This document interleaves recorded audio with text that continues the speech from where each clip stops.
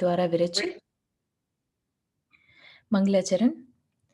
तीन भुवन में सार, वीतराग विज्ञानता, शिव स्वरूप शिवकार, नमः त्रियोग संहारिके, नमो अरिहंताणं, नमो सीताणं, नमो आयर्याणं, नमो उवज्जायाणं, नमो लोये सवसाहुणं। पंच परमेष्ठी भगवान की जय। अगले 45 मिनट के लिए सभी प्रकार के पापों का त्याग करके सभी 9 बार नमोकार मंत्र पढ़ लें।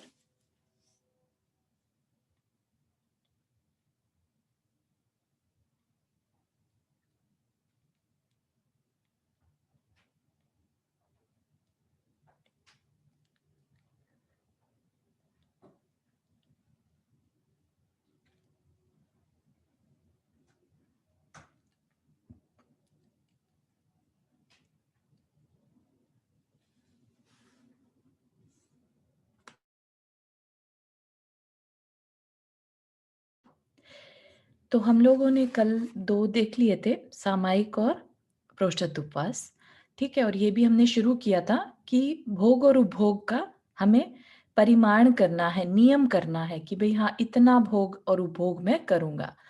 उससे क्या होगा? हमारा ममत्व कम होगा। हमारा ममत्व जो अटैचमेंट है हमारी, ठीक है, चीज़ों के साथ वो कम होगी। ये हमने कल समझा था, ठीक है? तो इस थोड़ा-सा और देख लेते हैं। तो इससे क्या होगा, है ना? भोग-उपभोग के अगर हम लिमिट कर लें हर एक चीज़ की, खाने की, पीने की, पहनने की, घूमने की, हर चीज़ की लिमिट, तो उससे क्या होगा हमारे अंदर जो एक विकल्प हर टाइम उठता रहता है ना, एक अनसर्टेनिटी, राइट? कि कई लोग इवन जो अपने बहुत यंग एज में होते हैं और अभी करियर ही बना रहे हैं, राइट? उनको ये नहीं पता कि कितना कमाना, राइट? तो उस चीज़ में फिर वो भागते ही रहते हैं, क्योंकि उन्हें यही नहीं पता कि उन्हें कितनी ज़रूरत है। तो वो अपनी पहले ज़रूरतों को देखें, शांत होकर पहले बैठें, फिर अपनी ज़रूरतों को देखें। पता चला खाने में चीज़ जितने भी हम आप मतलब जितनी भी हमारी कम्फर्ट से रिलेटेड बहुत अर्जेंट चीज़ें होती हैं, वो लेट्स से बेयरली 10 या 15 चीज़ें ऐसी होती हैं जो आपको चाहिए ही चाहिए। और जिसके लिए आपका बहुत छोटे अमाउंट में काम चल सकता है, राइट? लेकिन आपको क्योंकि उसका आइडिया ही नहीं था कभी, तो आप बस भाग रहे थे कि हमें पता नहीं कितना इकट्ठा करना है हमारी लाइफ के लिए, हमें रिटायरमेंट के लिए।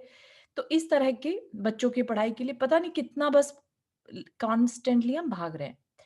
तो जब बैठकर हम विचार करते हैं कि हमारे भोग और उपभोग की सामग्री आखिर है क्या, राइट?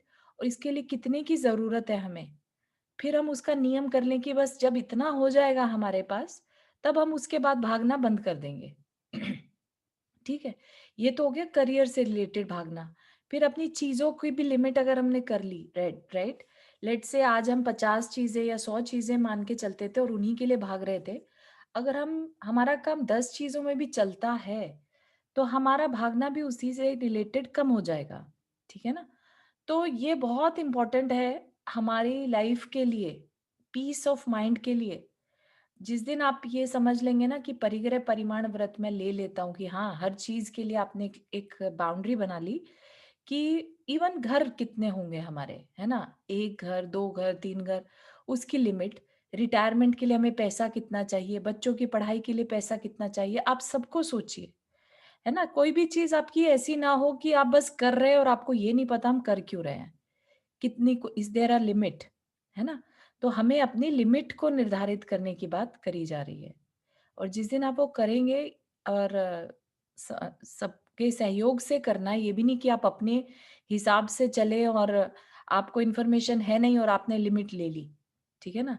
तो ऐसा भी नहीं करिए, जो लिमिट बनाएँगे वो घर की व्यवस्था देखकर बनानी है, ठीक है? तो उससे क्या होगा आपकी सारी आकुलता-व्याकुलता जो है वो बहुत कम हो जाएगी और जब आकुलता-व्याकुलता कम होती है तो मन में शांत परिणाम ज़्यादा उत्पन्न होते हैं, है ना? कषायें कम हो जाती हैं, ठीक है ना? तो इसलिए वेरी इंपॉर्टेंट कि हम भोग-उपभोग भी लिमिटेड कर लें लाइफ में।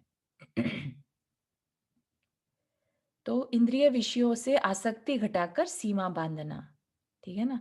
कि हम जितना अभी तक इंद्रिय विषयों में लिमिट कर सकते हैं ना, कि भाई हाँ, हम 1 महीने में इतनी ही मूवीज़ देखेंगे। तो अब वो कितनी मूवी देखना, बैठना, नहीं बैठना, आपको एक लिमिट पता चल गई। आपने 1 हफ्ते में ही 5 देख डाली लेट्स से, और आपकी लिमिट थी महीने की 5 की। तो अब बाकी के 3 हफ्ते क्या है, आप बिल्कुल खाली हैं, राइट? आपका समय बच गया। तो इस तरह से इंद्रिय विषयों में क्या होगा, आपको टाइम अपने आप से मिलने लगेगा। तो ये फ़ायदा है भोग-उपभोग परिमाण करने का। ठीक है, समझ में आ रहा है ये? ऐसे ही ज्वेलरी है, राइट? ज्वेलरी के लिए, क्योंकि ज्वेलरी इज़ द सबसे महँगी चीज़ कह सकते हैं अपनी चीज़ों में, है ना? या फिर घर, गाड़ी, ये सब बड़ी-बड़ी आइटम जो हैं वो महँगी होती है। तो उनमें अगर आपने लिमिट लगा ली, तो आप सोचिए आपकी लाइफ़ कितनी ईज़ी हो जाएगी, है ना? ठीक है, भोजन इत्यादि जो है छोटी आइटम है, वो उसमें इतनी आसक्ति नहीं भी रहती, और कई बार इन बड़ी चीज़ों में आसक्ति अगर ज़्यादा है, तो फिर लाइफ़ और भी डिफ़िकल्ट हो जाती है। तो हमें देखना है कि हमारा इंटरेस्ट, हमारे अंदर की आवाज़ कहाँ की तरफ ज़्यादा भागती है। ठीक है? तो इससे क्या होगा, पाप आश्रव रुकता है। हमारा ध्यान जो है अपनी तरफ लगने के लिए समय ज़्यादा मिलेगा, और हम बाहर के विषयों में कम फँसेंगे, राइट? फिर मन वश में होता है। इसमें जब हमारे पास समय ज़्यादा होगा, और मन को भी ये है कि अब मुझे भागना ही नहीं है ना? जितनी चीज़ें हमने डिसाइड करी थी वो सब कुछ मिल गया, तो अब किस लिए भागना? अब तो शांत होके बैठ जाओ ना।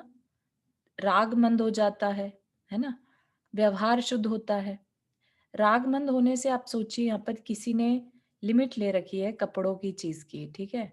और ये ज्वेलरी की लेट्स से, और वो मॉल में गया। अब उसे वहाँ पर उसकी लिमिट हो रखी है ऑलरेडी पूरी, ठीक है ना? तो उसका मन ही नहीं करेगा उस तरह की शॉप्स की तरफ इवन देखने का भी, ठीक है?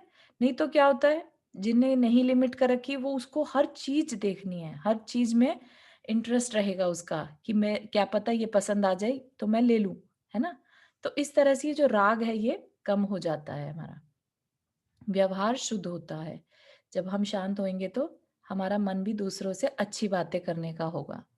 परमार्थ उज्जवल होता है, और हमारा फ्यूचर जो है, परमार्थ मतलब कि हमारी आत्मा के कल्याण की तरफ हमारा ध्यान ज़्यादा जाता है। ठीक है ना? तो इतने सारे फायदे हैं भोग उपभोग परिमाण करने के। जिसने किया है बहुत अच्छी बात है, और जिसने अभी नहीं शुरू किया है वो शुरू करना शुरू कर दें, है ना? और फिर अतिथि संविभाग, मुनि को भोजन दे फेर निज करहि आहारै।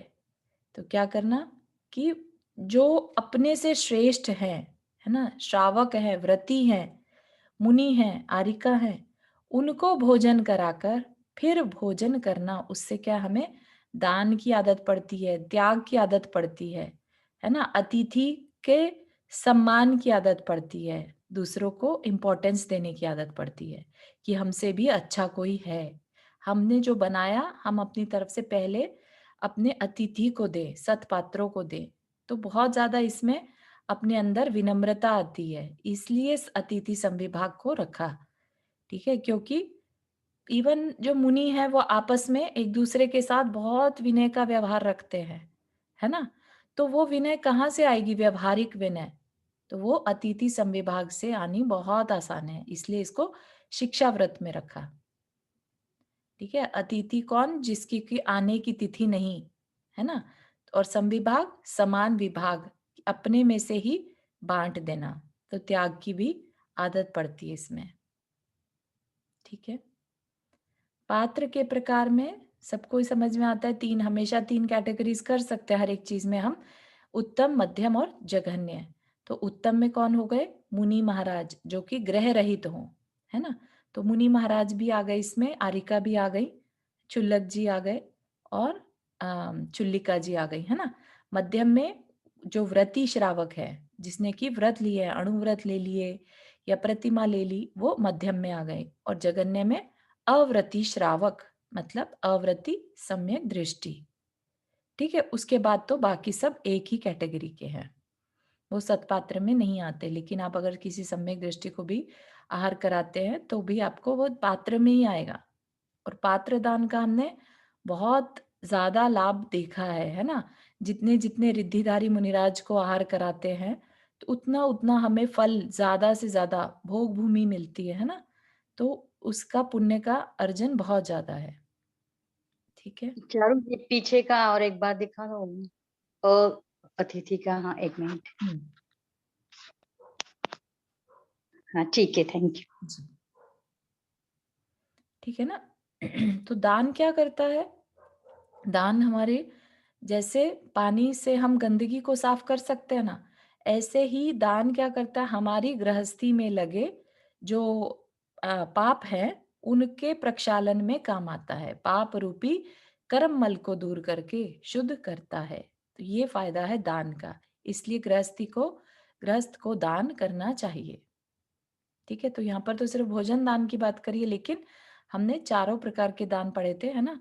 तो चारों प्रकार के दानों को करना चाहिए। एक तरह से हमारे पाप जो हम इकट्ठा करते हैं गृहस्थी के, उनको धोने में काम आते हैं। और इसे उत्तम, मध्यम और जघन्य दान बताया। उत्तम तो मुनि को दे दिया। हाँ, हाँ, और जघन्य? जघन जो मध्यम है वो व्रति श्रावक मतलब जिसने कि 12 व्रत लिए हों, है ना? अच्छा, या हाँ, प्रतिमा ली हो, जिसने हाँ, और ज़्यादा स्ट्रॉन्ग नियम लिए हों, लेकिन अभी घर में ही है। अच्छा, ठीक है? और या जघन्य हो गया ब्रह्मचारी, ब्रह्मचारिणी भी होते हैं। ब्रह्मचारिणी, हाँ, दीदी लोग हाँ, होते हैं जो। फिर अच्छा, जघन्य में हो गया जो है तो आप हम जैसा ही लेकिन सम्यक दृष्टि है, ओके, ठीक है? हालाँकि हाँ, उसकी पहचान कुछ नहीं है, राइट? कैसे हुँ, पहचानेंगे हुँ, सम्यक दृष्टि है कि नहीं है? लेकिन हुँ, ठीक है, जो अपने मंदकशाई हो, शांत परिणाम वाला हो और जो स्वाध्यायशील हो, है ना? उसको आप हाँ, अव्रति श्रावक की कैटेगरी में रख सकते हैं, ठीक? ठीक, हुँ। निरतिचार श्रावक व्रत पालन करने का फल क्या होता है इससे, है ना? तो क्या कह रहे हैं? 12 व्रत के अतिचार पन पन न लगावे, मरण समय संन्यास धारी तसु दोष नशावे। क्या? कि 12 व्रत जो हमने पढ़े थे अभी, अणुव्रत, गुणव्रत और शिक्षा व्रत, राइट? टोटल 12 पढ़े थे। ठीक है ना? सबको याद है ये तो? किसी को कोई क्वेश्चन नहीं इस बारे में, राइट? अणुव्रत, शिक्षा व्रत और हाँ, गुणव्रत, उनके अतिचार पन पन मतलब 5-5 हर एक के 5-5 अतिचार हैं, वो नहीं लगाना। ठीक है? अतिचार का मतलब कि हमें उनका उल्लंघन नहीं करना। अतिचार मतलब उनमें दोष नहीं लगाना। अगर लेट्स से किसी ने अणुव्रत ले लिए, लेकिन उसका पालन ना करे तो? ठीक है ना? ऐसा भी तो हो सकता ना, ले तो लिए लेकिन अब पाले नहीं या उसको अच्छी तरह से समझा नहीं और कहने को हो गया अणुव्रत ले लिए। ठीक है? तो अगर समय है तो हम देख सकते हैं अतिचार कौन-कौन से हैं व्रतों के। ठीक है? Is it okay? हाँ, हाँ। हुँ। तो जैन तत्व विद्या में अणुव्रत के अतिचार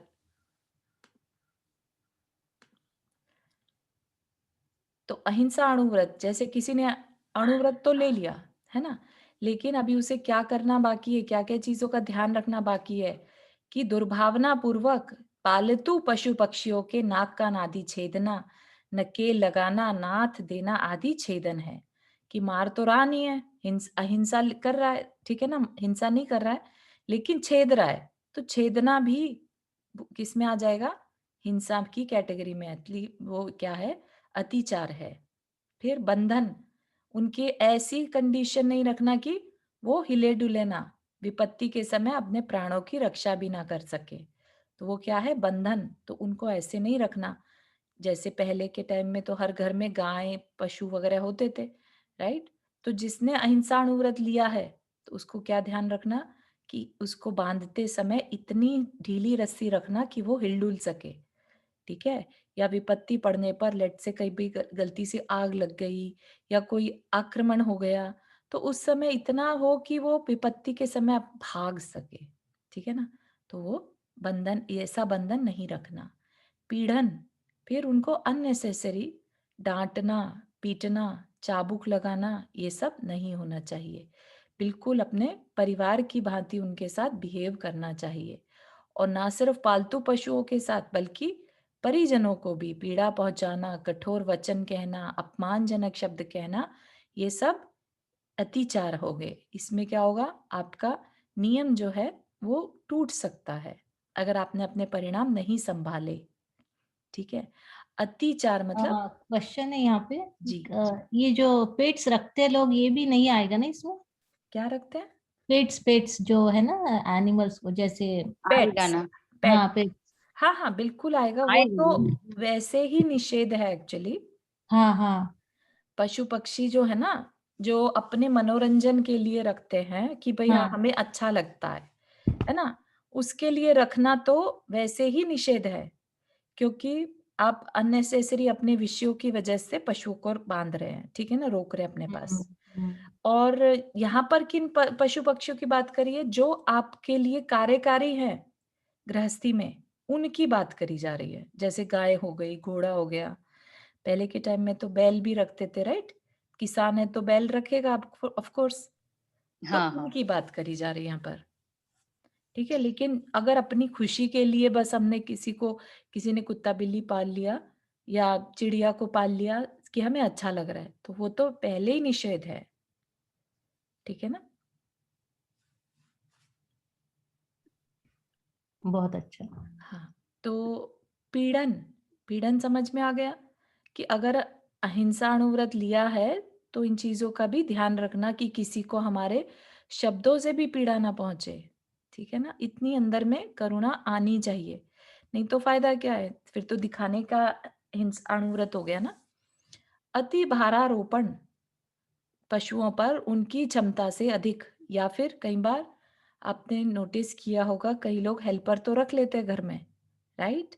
और उनसे काम इतना करवाते हैं कि दया आ जाती है उनको देखकर भी, ठीक है। पैसा कम देंगे या आवरली उनसे इतना काम कराएंगे वो 1 मिनट भी बैठ नहीं पाते।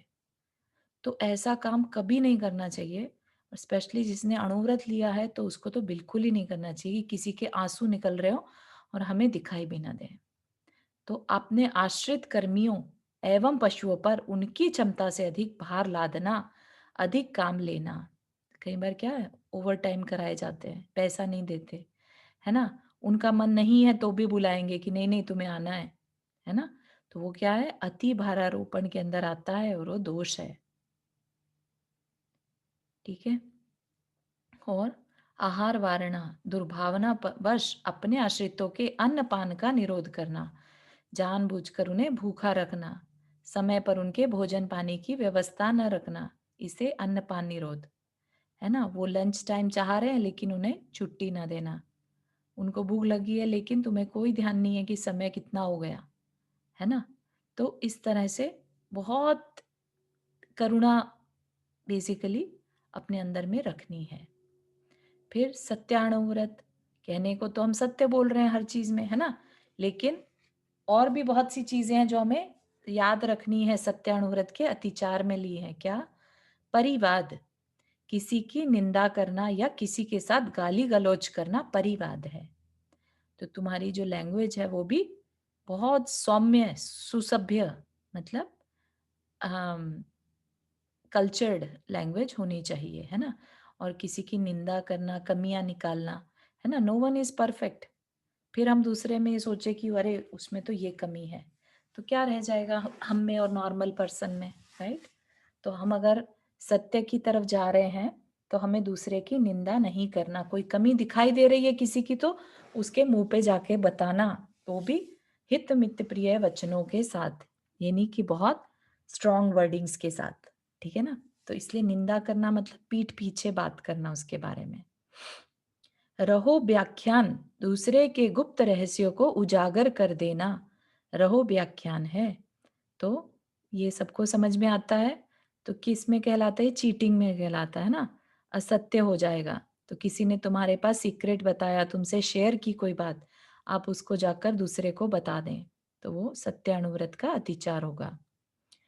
कूटलेख क्रिया, कूटलेख क्रिया मतलब झूठे डॉक्यूमेंट्स तैयार करना, झूठे लेख लिखना, मतलब कमेंट्स लिखना, है ना, कुछ अपना छपवा देना गलत सलत, झूठी गवाही देना, किसी के जाली हस्ताक्षर बनाना अथवा झूठा अंगूठा लगाना, किसी पर झूठे आरोप लगाना, यह सब कूटलेख क्रिया है ना। कूटनीति बोलते हैं ना जैसे, तो कूटलेख, है ना, किसी को अननेसेसरी झूठ जिससे तकलीफ हो जाए और अपने को भी अपनी आत्मा पर गलत प्रभाव पड़े, है ना? जब हम किसी इस तरह के काम करते हैं, झूठे कोई भी आरोप लगाते हैं, झूठी गवाही जिससे दूसरे को नुकसान हो जाए, तो हमारी आत्मा को ही कष्ट होने वाला है। अपन तो एक बार को हो सकता है ये फ़ील करें प्राउड कि अरे देखो कैसे हम झूठ बोलकर बाहर निकल आए, है ना? लेकिन अपनी सोल तो सब कुछ देख रही है ना, उसके ऊपर संस्कार पड़ रहा है, तो नुकसान अपना ही है। फिर पैशून्य, पैशून्य इज़ चुगली करना। चुगली इज़ पीठ पीछे उसकी बात किसी दूसरे से करना, वो चुगली है, ठीक है? नासाप न्यासापहार, दूसरे की धरोहर को हड़प लेना। भवन, भूमि आदि का अवैध कब्जा भी इसी के अंतर्गत आता है। किसी ने आपको कोई चीज़ दे के गए और आपने उस पर अपना अधिकार जमा लिया, चाहे वो कैसे भी हो, लाइफ लॉन्ग उस चीज़ को फॉलो करना, ठीक है ना? तो ये नासाप्यार। फिर अचौर्य व्रत के अतिचार क्या है? अचौर्य व्रत के मतलब चोरी, है ना? चोरी के ऑपोजिट। तो चौर प्रयोग, तरह-तरह के उपयोग बताकर चोरी में सहायक होना। चोरी खुद तो नहीं कर रहे लेकिन दूसरों को बता रहे हैं। चोरी की योजना बनाना, चोरों को प्रेरणा देना तथा चोरों की प्रशंसा करना, दूसरों से चोरी करवाना तथा चोरी की अनुमोदना करना, चौर प्रयोग है। ठीक है? चौरार्थ आदान, जानबूझकर चोरी का माल खरीदना। हमें पता चल जाए कि ये सब माल जो आ रहा है ये चोरी का है और फिर हम उससे खरीद लें। उन्हें गिरवी रखना, चोरी का माल खरीद कर गिरवी रखा। चोरों से संबंध बनाए रखना, तस्करी का सामान खरीदना। ये क्या है? चौरार्थ आदान। आदान मतलब उनसे संबंध रखना, आदान देना लेना, है ना? तो इवन जो कई बार पायरेटेड सीडीज़ एक्सेट्रा भी रहता है तो वो भी इसी के अंतर्गत आ जाएगा, है ना? पायरेटेड कोई चीज़ नहीं यूज़ करना। विलोप, विलोप करना क्या? राजकीय नियमों का उल्लंघन करना, जैसे किसी की संपत्ति को छीन लेना या हड़प लेना, भूमि भवन पर अवैध कब्जा करना। तो ये सत्यानुव्रत में भी था और यहाँ पर भी आ गया। सार्वजनिक अथवा शासकीय भूमि पर अतिक्रमण कर अधिकार जमा लेना आदि क्रियाएं विलोप हैं। ठीक है? अपने अधिकार में नहीं था लेकिन हमने उस पर अपना अधिकार दिखाना शुरू कर दिया तो वो गलत होगा, चोरी का इल्ज़ाम लगेगा। अब कोई कहने वाला नहीं है इसमें, ये सब आत्मा पे संस्कार पड़ रहे हैं, ठीक है ना? यहाँ पर कितना हमें ये समझिए कि कोई कहने वाला नहीं है, किसी को नहीं दिख रहा है कि आप चोरी का माल खरीद रहे हैं या किसी के पीछे चुगली कर रहे हैं, किसी को नहीं मालूम। लेकिन आपकी आत्मा को क्योंकि सब कर्म बंद हो रहा है, तो आचार्य कह रहे हैं कि ये बातें भी ध्यान में रखना, ठीक है ना? क्या पता तुम्हें पता ना हो इसलिए तुम कर रहे थे। तो जितनी जानकारी मिल सकती है वो बता रहे हैं, ठीक है ना? क्योंकि कर्म जो है हमारे मन, वचन, काय की क्रिया से निरंतर बंध रहे हैं। तो अगर हम अपने मन, वचन, काय को नहीं सँभालेंगे और इन कामों में ही लगे रहेंगे, तो हमारे कर्म कैसे कटेंगे या हमारे पुण्य कैसे बढ़ेंगे? हम पाप कार्यों में ही लगे रह जाएँगे।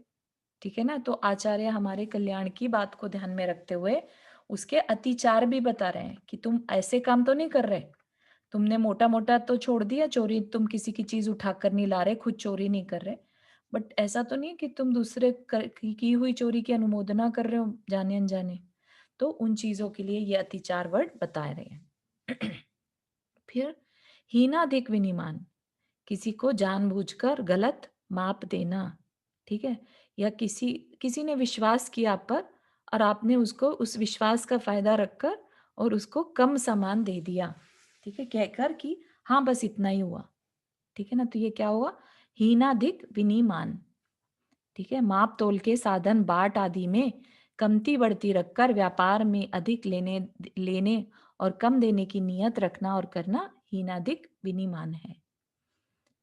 ठीक है ना? तो इसलिए पहले के टाइम में जो जैन लोग थे, उनकी बहुत मान्यता थी।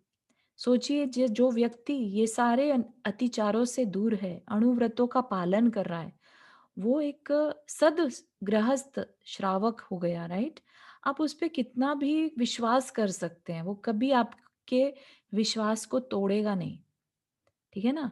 तो इसलिए पहले के समय में इवन लाइक जो जैन होते थे, उनको कोर्ट वगैरह में गवाही के लिए अगर बुलाया, तो उनसे गीता पे हाथ नहीं रखवाया जाता था। इसलिए कि जैन कभी झूठ नहीं बोलता, उसका सत्यानुव्रत रहता है।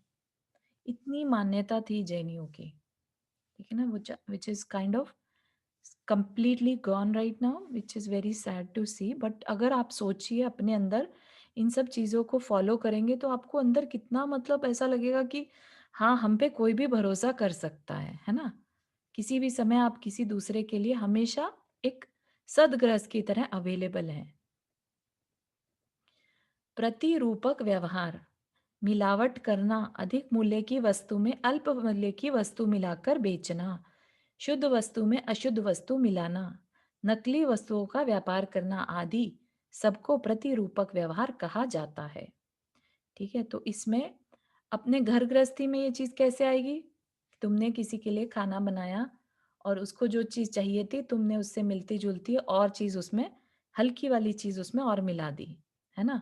शुद्ध घी की जगह डालडा मिला दिया, या ऐसे ही कोई अम, जैसे बादाम की जगह कोई और बन मिला दिया, राइट? इस तरह के मिलावट करना, तो ये भी उसी के अंतर्गत आ जाता है, ठीक है ना? ये ज़रूरी नहीं है कि हम व्यापार तो करते नहीं इसलिए हमारे ऊपर तो एप्लीकेबल ही नहीं है, लेकिन अपने को इससे संबंधित हर चीज़ पे ध्यान देना है, ठीक है? फिर ब्रह्मचर्या अणुव्रत के अतिचार क्या है? अन्य विवाहकरण। अब यहाँ पर जो ये अन्य विवाहकरण, या ये कह लीजिए, ये किनके लिए है? जिन्होंने ब्रह्मचर्या अणुव्रत लिया है, ठीक है? जिन्होंने व्रत ही नहीं लिया है उनके ऊपर अप्लाई नहीं होगा, लेकिन जिन्होंने व्रत ले लिया है वो क्या करें? दूसरे के विवाह कराने का व्यवसाय करना, ऐसा उन्हें नहीं करना चाहिए। उन्होंने, क्योंकि उनको तो सब कुछ छोड़ना है, राइट? उनका मन अगर दूसरे के विवाह, कि नहीं नहीं हमने तो अपना निपटा लिया, अब तुम अपनी गृहस्थी बसाओ, तो दूसरे को हम कैसे कह सकते हैं कि तुम अपनी गृहस्थी बसाओ, है ना?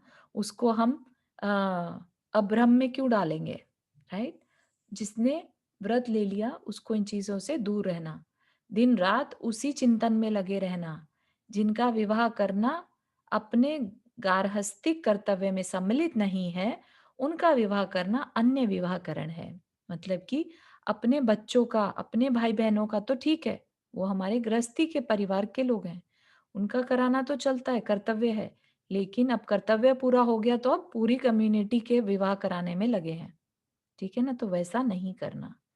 अनंग क्रीड़ा, विकृत और उच्च श्रृंखल यौन आचार में रुचि रखना, अप्राकृतिक मैथुन करना अनंग क्रीड़ा है, ठीक है?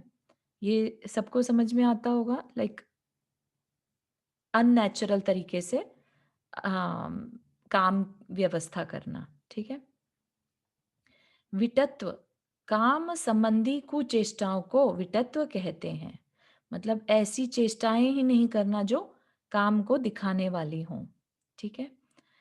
काम तीव्राभिनिवेश, काम की तीव्र लालसा रखना, निरंतर उसी के चिंतन में लगे रहना, काम उत्तेजक निमित्तों का संयोजन करना, काम तीव्राभिनिवेश है, ठीक है ना? तो हमने ऑलरेडी देखा है पद्म पुराण जी में रावण की क्या हालत हुई थी काम के लेकर, और भी हमने बहुत सारे एग्जाम्पल देखे थे जहां पर काम के कारण उन्हें कितना भुगतना पड़ा, है ना?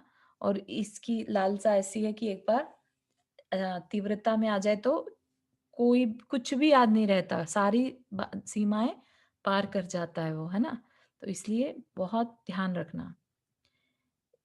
इत्वरिका गमन, इत्वरिका गमन मतलब चरित्रहीन स्त्री पुरुषों की संगति में रहना, व्यभिचारिणी स्त्रियों के साथ उठना बैठना, उनसे संबंध बनाए रखना, इत्वरिका गमन है।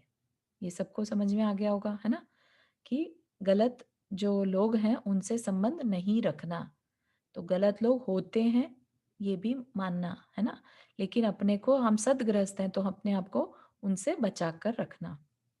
फिर परिग्रह परिमाण के क्या है?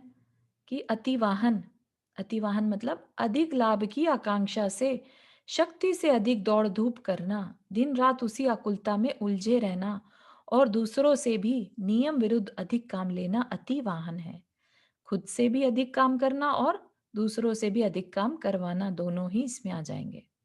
तो क्योंकि हमने अभी तक परिग्रह परिमाण नहीं रखा ना, तो कोई पता ही नहीं है, लिमिट ही नहीं पता, तो भाग रहे हैं। ठीक है ना? तो ये उसके अतिचार हैं।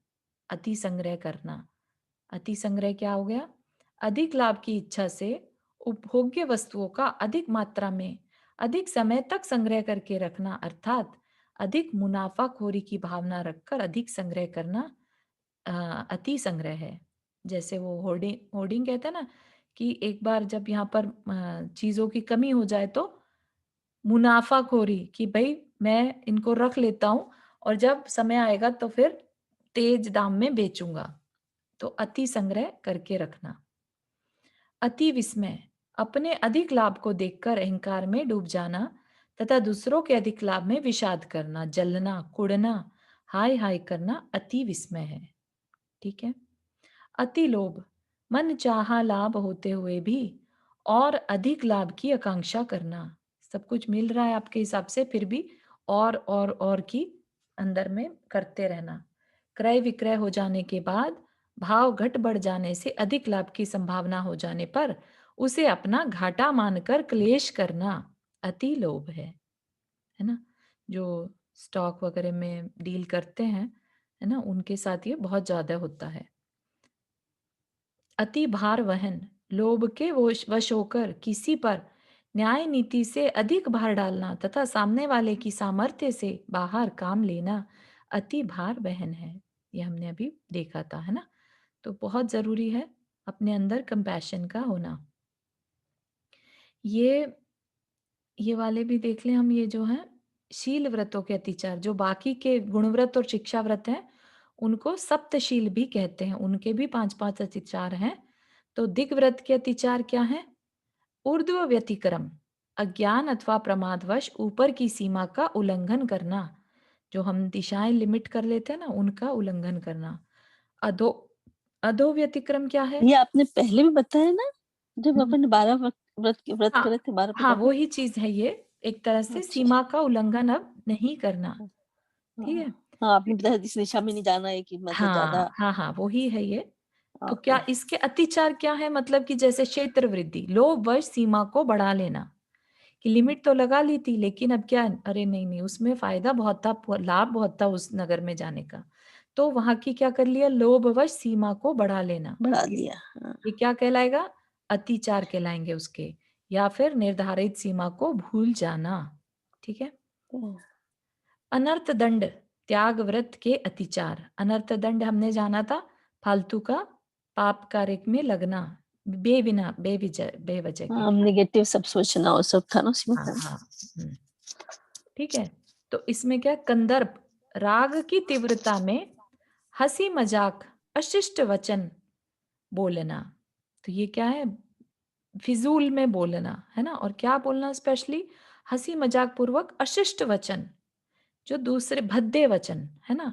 हम तो सोच रहे हैं हम मजाक कर रहे हैं, लेकिन बोलने में हमें ये भी याद नहीं रहा कि हम दूसरे की रिस्पेक्ट को मिस कर गए, है ना? तो इस तरह के अशिष्ट वचन नहीं बोलना। कौत कुछ, हंसी मजाक के समान के समा साथ कुत्सित चेष्टा करना, मतलब कि एक तो मुंह से बोलना, दूसरा शरीर से भी वैसा बिहेव करना जो अशिष्ट हो। ठीक है? फिर मौखर्य, व्यर्थ की बकवाद करना, बस बोलते जा रहे हैं, कोई मतलब उसका नहीं है। ठीक है ना? तो व्यर्थ में बोलना भी नहीं। अति प्रसाधन, भोग उपभोग की सामग्री का आवश्यकता से अधिक संग्रह करना। ये ऑलरेडी हमने भोग उपभोग परिमाण में, परिग्रह परिमाण में भी देख लिया और यहाँ पर भी दे दिया कि अनर्थ हो गया ना, अनर्थ वे विजय बेवजह। असमीक्ष अधिकरण, प्रयोजन का विचार किए बिना ही अधिकता से प्रवृत्ति करना, मतलब कि जितनी जरूरत थी उतनी प्रवृत्ति ना करके उससे ज्यादा काम करना, है ना? तो वो क्या हो गया? अनर्थ दंड के अतिचार हो गया। जितना जरूरी है बस उतना ही कार्य करना, बोलना चालना सब कुछ प्रयोजन पूर्वक ही करना। ठीक है ना? बिना वजह नहीं करना। फिर भोग उपभोग परिमाण में के अतिचार क्या है? विषय अनुपेक्षा, विषयों से उदासीन न होना, कि परिमाण तो ले लिया लेकिन मन में उसी विषयों के बारे में सोचते रहना, ठीक है ना? अनुस्मृति, भोगे हुए विषयों का बार-बार स्मरण करना, लिमिट लेने के बाद भी अब वो जो लाइक एन्जॉय करते थे उन उस फीलिंग को बार-बार याद करना, ठीक है? फिर अति लौलल्य, अत्यंत कामातुर और विषय लोलुपी बनकर बार-बार भोगों की इच्छा रखना। अति तृषा, आगामी विषयों के प्रति अत्यधिक तृष्णा रखना, मतलब कि फ्यूचर में कुछ अच्छा या अपने विषयों को अधिक ग्रहण करेंगे, ऐसी बस सोच बनाए रखना कांस्टेंट, वो तृष्णा कहलाता है। फ्यूचर के बारे में सोचते रहना। अति अनुभव, तीव्र भोग आसक्ति के कारण असमय में भी भोगों का भोग करना। भोग आसक्ति अधिक होने के कारण असमय में भी भोगों का भोग करना, ठीक है? अति अनुभव, तो वो वेस्ट हो जाएगा। बस किसी पे जैसे रसना इंद्रिय पे कंट्रोल नहीं है या देखने का कोई टाइम नहीं है, फिर भी बस उस टाइम भी रात में जैसे कई लोग जागते रहते हैं, टीवी देखते हैं देर रात तक, है ना? तो हर चीज को इसमें लेना, अनर्थ दंड। देश व्रत के अतिचार क्या है? मर्यादित क्षेत्र से बाहर किसी को भेजना। अगर आपने सीमा बना ली तो ना तो आप खुद जाएंगे ना दूसरे को भेजकर काम करवाएंगे, ठीक है? प्रेषण। फिर शब्द, मर्यादित क्षेत्र से बाहर के व्यक्ति को शब्द उच्चारण पूर्वक अपनी ओर आकर्षित करना, मतलब कि लिमिट बना ली तो बना ली, अब उससे वो लिमिट पार करके कोई आया है तभी उससे संबंध रखना, नहीं तो दूर से, ऐसे नहीं कि आप उससे लगे हुए हैं, राइट? तो इसमें टेलीफोन पे बात करना आदि भी आ जाएगा। आनयन, मर्यादित क्षेत्र से बाहर की सामग्री मंगवाना। रूपाभिव्यक्ति, मर्यादित क्षेत्र से बाहर के व्यक्ति को अपने शारीरिक अभिनय इशारों से अपनी ओर आकर्षित करना, ठीक है? फिर पुद्गलक्षेप, मर्यादित क्षेत्र से बाहर के व्यक्तियों को कंकर पत्थर आदि फेंककर अपनी ओर आकर्षित करना। ये कौन सी वाली थी? जिसमें हम गली मोहल्ले आदि भी डिसाइड करते हैं, ठीक है ना? ये छोटी मर्यादा जहाँ पर है, छोटी लिमिट कर ली थी हमने। तो अब दूसरी साइड की कम्युनिटी के जो लोग हैं, उनसे कैसे बात कर रहे हैं कि अट्रैक्शन के लिए, अटेंशन के लिए कुछ फेंक रहे हैं वहाँ पर, है ना? तो इस तरह के कार्य भी नहीं करना। लिमिट बना ली तो अपने को उस लिमिट में समेट कर रखना। फिर सामायिक के व्रत अतिचार क्या है? मन वचन काय का दुष्प्रणिधान, मतलब कि उसमें खोटी प्रवृत्ति, मन में गलत विचार का आना, मुंह से गलत कुछ बोलना, है ना? कि स्तुति वंदना करते करते और कुछ कुछ घर की बातें बोलने लगे। काय, काय से ऐसी कोई चेष्टा कर देना, है ना? अनादर, सामायिक के प्रति अनुत्साह का होना, बस बैठे हैं क्योंकि कहा गया था, है ना? विस्मरण, सामायिक में एकाग्रता का अभाव होना, मंत्र जाप और सामायिक पाठ को भूल जाना। फिर प्रोषद उपवास के अतिचार क्या है? अदृष्ट मृष्ट विसर्ग, कि हमें उपवास करना था और क्या करा? बिना देखी शोधी भूमि पर मल मूत्र का त्याग करना। अदृष्ट मृष्ट ग्रहण, उपकरण आदि वस्तुओं को बिना देखे शोधे ग्रहण करना, मतलब आपका उपवास है तो आपको हर चीज पर ध्यान देना कि हिंसा आदि 5 पाप न हो, है ना? तो वैसा ही काम करना। अदृष्ट मृष्ट अस्तरण, अपनी दरी चटाई आदि को बिना देखे शोधे बिछाना। अनादर, सामायिक आदि आवश्यकों के प्रति अनुत्साह होना। विस्मरण, चित्त में एकाग्रता न होना। फिर है लास्ट है अतिथि संविभाग, व्रत के अतिचार। सचित्त निक्षेप, सचित अपिधान। सचित निक्षेप क्या है? सचित पत्र भूमि आदि पर आहार रखना। सचित क्या है? जिसमें अभी जान है। सचित पत्र, पत्र मतलब पत्ता, है ना? तो सचित मतलब जिसमें अभी जान है, तो लिविंग, उसके ऊपर आहार रखकर खाना या देना, है ना? सचित अपिधान, देय पदार्थ को सचित पत्र आदि से ढकना, ठीक है? तो लिविंग प्लांट, लिविंग पत्ते आदि से ढकना। ये बनाना लीव्स के ऊपर खाते हैं साउथ इंडियन लोग, तो वो आ गया इसमें। हाँ, वो डिपेंड करता है एक्चुअली कितनी देर का, कुछ एक मर्यादा रहती है पत्ते की कि कितनी देर तक पत्ता लिविंग होता है, ठीक ओके। है? तो उस उतनी समय तक तो वो लिविंग माना जाता है, तो उसको यूज़ नहीं करना। ओके, क्योंकि वो लोग बनाना लीव्स पे खाते हैं हाँ, ना। हाँ। तो लेकिन ऐसा नहीं कि कोई भी बनाना लीफ सारे ही वेस्ट जाएगा। तो हाँ, हाँ। लेकिन हाँ, जहाँ तक हो सके सचित्त का त्याग रहता है ना, हुँ, हुँ। वैसा। अनादर पात्रों को बिना आदर सत्कार के दान देना। बुला तो लिया लेकिन आदर नहीं है उसमें। मात्सर्य अन्य दाताओं से ईर्ष्या रखना, उनके गुणों को न सह पाना। ठीक है, ईर्ष्या को मात्सर्य कहते हैं। और काल अतिक्रम मतलब आहार दान के काल का उल्लंघन करके प- पड़गाहन आदि करना। ठीक है, समय नहीं था फिर भी हम गलत समय में पड़गाहन के लिए खड़े हो गए। ठीक है। चारों जी, मुझे ये चाहिए था कौन-सा वाला सामायिक शिक्षा व्रत है ना, उसमें से 5वां कौन-सा था? विस्मरण, विस सामायिक में एकाग्रता का अभाव होना, मंत्र जाप और सामायिक पाठ को भूल जाना। जाना, ओके। हम्म। हाँ, रुक्मणी आंटी आपने हाथ रेज किया। जय श्री। जय मैं जी। ये कह रही थी, मैंने कहा जैसे केले वगैरह का सब चीजों का आया, अभी मेरे ख्याल अनीता जी या कौन पूछ रहा था ना, हम्म। तो ये तो जिन्होंने व्रत लिया उनके लिए निषेध हाँ किया जी, ना इन चीजों का। बिल्कुल बिल्कुल, ये मतलब सारी जो ही साउथ चीजें। में तो, हाँ साउथ हाँ में तो जनरल लोग लेते हैं, अब जो उसमें व्रत वगैरह करते होंगे वो लोग नहीं लेते हाँ होंगे। हाँ हाँ, बिल्कुल बिल्कुल। और उसमें भी ऐसा है सेट कि उसमें एक मर्यादा रहती है, टाइम लिमिट इस रहता है ना। हाँ इस समाई वाला वो नीचे करिए ना अचित हो फिर से। जाता है, जैसे फल तोड़ते हैं ना, तो फल हाँ तोड़ने के बाद थोड़े टाइम तक उसमें प्राण रहते हैं, ऐसा माना जाता है।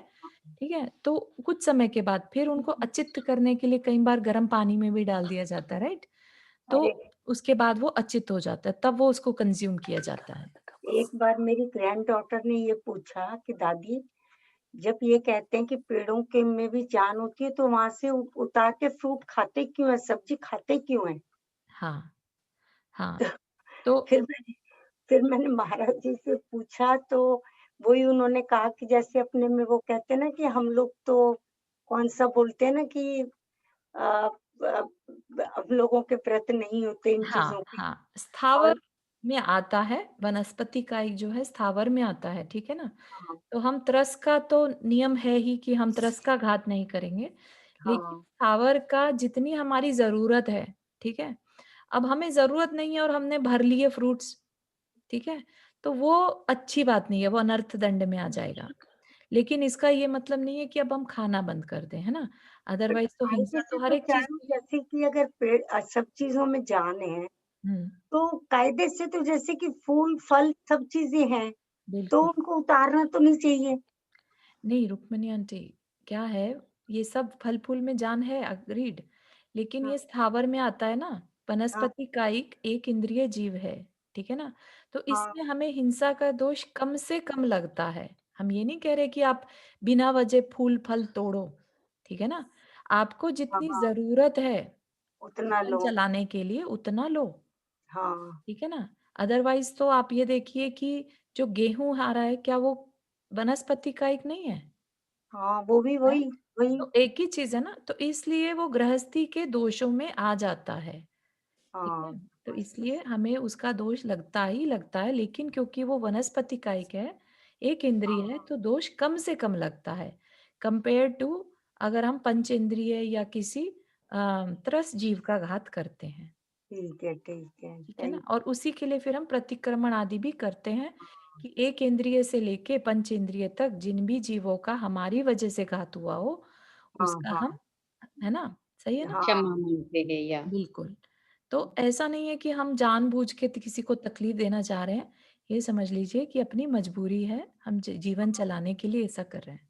ये वही कहते हैं ना, गृहस्थों में कौन सा अत्याचार ये नहीं लगता, कौन सा हाँ, गृहस्थों पे आरंभी हिंसा।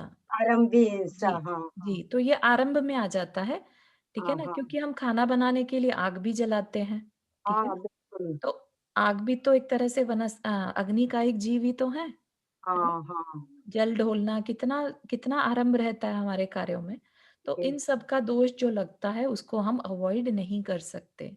हम हाँ जो काम करते हैं, चलते फिरते हैं, उसमें वायु का एक जीवों का घात होता है। हाँ, सब तो वही। हर चीज को अननेसेसरी रोकने को कहा, है ना। हाँ लेकिन जो नेसेसरी है उसके लिए तुम दान आदि करो, हाँ ठीक है? दान आदि करके दारिशी अपने करो पापों का दान आदि प्रक्षालन करो, हाँ वही वही ठीक है ना? Thank you hmm. Thank you अच्छा, आपने कल समय उसमें बताया था कि योग्य क्षेत्र, योग्य काल, योग्य आसन, ये हुँ, 3 चीज़ें थी। जी। तो ये आज के इसमें कुछ अलग है, जो आज बताया कि वही सेम चीज़ कल वाली रिपीट हुई है? नहीं, नहीं, आज तो हमने आगे बढ़े ना, सामायिक तो हो गया था पॉइंट। हाँ, आज हमने भोग उपभोग परिमाण व्रत देखा, आज हमने हाँ। तिथि समविभाग देखा और 12 व्रत के अतिचार देखे, ठीक है? फिर कल हम ये देखेंगे नेक्स्ट क्लास में मरण समय संन्यासधारी तसु दोष नशावे। तो समाधि मरण जो कि बहुत इम्पोर्टेंट टॉपिक है ये, ठीक है ना? और ऐसे श्रावक व्रत पालकर 16 स्वर्ग 16 उपजावे, ठीक है ना? और तहते चय नर जन्म पाए मुनि हवै शिव जावे। तो फिर 16 स्वर्ग में से किसी एक में जाएगा, वहां से फिर से मनुष्य बनेगा और मुनि होकर मोक्ष को जाएगा। इस तरह से अपना कल्याण कर लेगा, ठीक है ना? तो पूरा पाथ बता दिया, ठीक है? तो ये 3 लाइनें अभी हमारी रह गई हैं जिसमें से कि ये मरण समय संन्यास बहुत इम्पोर्टेंट है, ठीक है? अगर ये नहीं किया और बाकी के कितने भी व्रत पाल लिए तो हमें उतना फायदा नहीं होगा, ठीक है? तो इसको हम अगली क्लास में लेंगे, मरण समय संन्यास। किसी को कोई प्रश्न before we end the class? हाँ, मेरे को थोड़ा कन्फ्यूज़ हो गया। मैं कल का और आज का एक मिक्स करने हाँ, लगी। मेरे को लगा नो वरीज़। आप कि रिकॉर्डिंग एक बार और सुन लेना। हाँ, हुँ, ओके, श्योर। क्या चलिए। कल शांति पाठ होगा क्या कल भी पूजा शांति पाठ है क्या पता हो कल भी होगा विधान। कल विधान है, शांति विधान, 8 कल अच्छा बजे अभी रहेगी। मई हाँ का वही वही लास्ट है ना? हुँ, या हाँ अच्छा होगा। ठीक है मैंने कहा मैसेज अभी आया नहीं था तो एक बार पूछूं ठीक है जी, जी। ओके या थैंक यू चलिए, जिनवानी स्तुति। चारू जी लाइक अमेरिका में रहकर ये समाधि मरण हम कर सकते हैं? अम, अपने को ना करने का तो कुछ सवाल ही नहीं है ना? राइट। जितना कर सकते हैं उतना करना चाहिए, ठीक है ना? हम्म। तो ऐसा नहीं कोई है हाँ, ये हम यहाँ पर रहकर भी कर सकते हैं, बिल्कुल लेकिन कर कोई साथ में हो तो ने राइट। अम, या जिसको पता है उनको आप पूछ सकते हैं, जैसे अपने चारू जी बता सकती है या फिर अशोक जी या ऐसे जो हाँ, बड़े पंडित जी रहेंगे यहाँ पे, तो आप वो बता बहुत सकते हैं मिल कैसे। जाएगा, गाइडेंस तो मिल हाँ जाएगी, मन दृढ़ होना चाहिए। अंदर की हम्म। दृढ़ता है ना तो सब कुछ पॉसिबल है। ओके ओके ठीक है ना?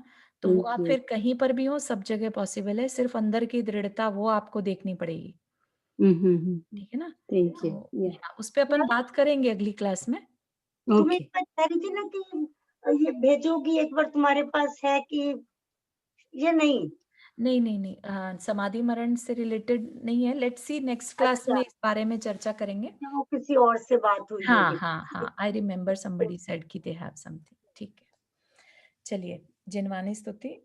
जा वाणी के ज्ञान से सूझे लोकालोक, सो वाणी मस्तक धरो सदा देत हो दोक। हे जिन वाणी भारती तो ही जपो दिन रैन, जो तेरा शरणा गहे सो पावे सुख चैन। नौवर्ण मुकरमन।